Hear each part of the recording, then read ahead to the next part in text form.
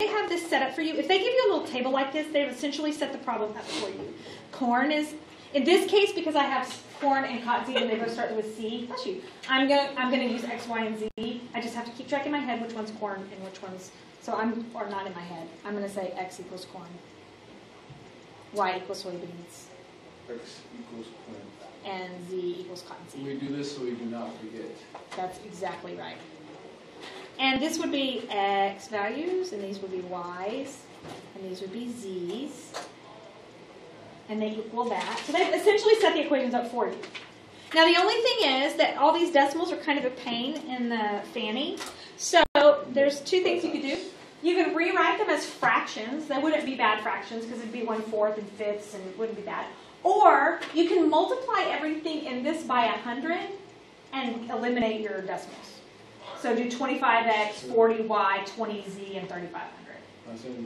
So that's what I'm going to do. I did it earlier today. Made it pretty easy. So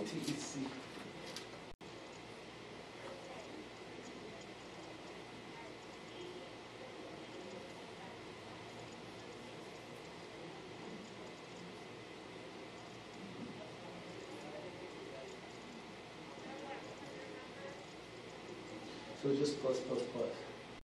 yes.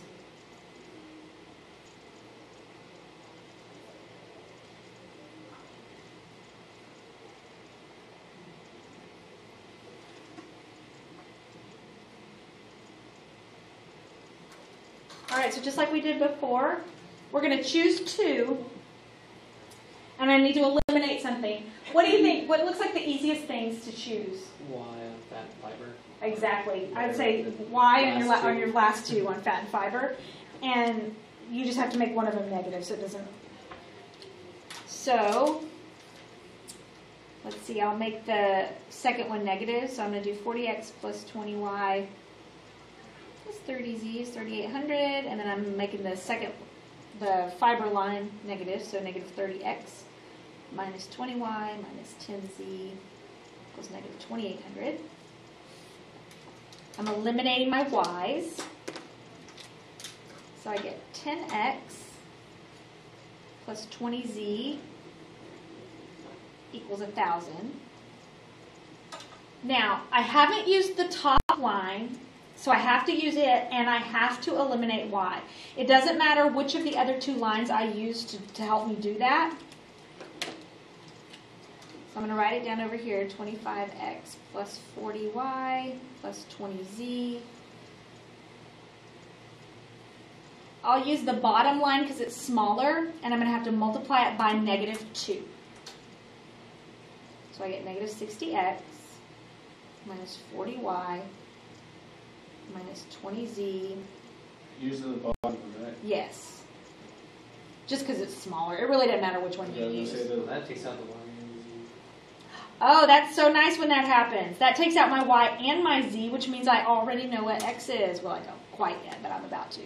So 25x and 60 is 35, negative 35x equals negative 2100.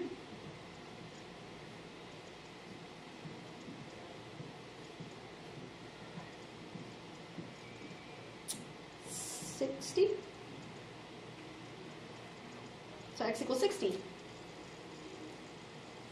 Now I can plug that back into any of the equations that I want, but it'll be easiest to plug it right here into this yellow one. So 10 times 60 plus 20z equals 1000.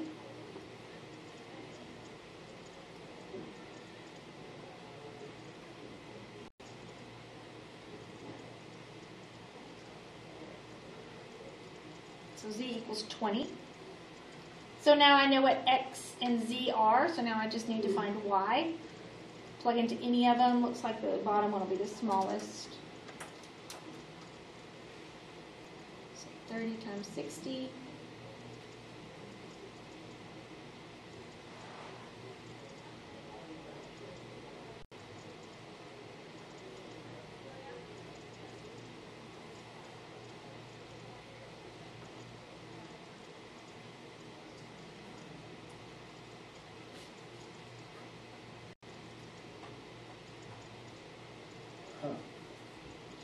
fascinating how this works.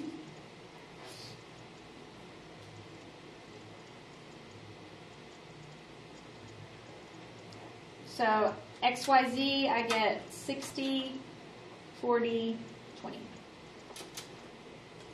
But then you have to divide it all by it. No, you don't. You don't? Nope, it works itself out for you.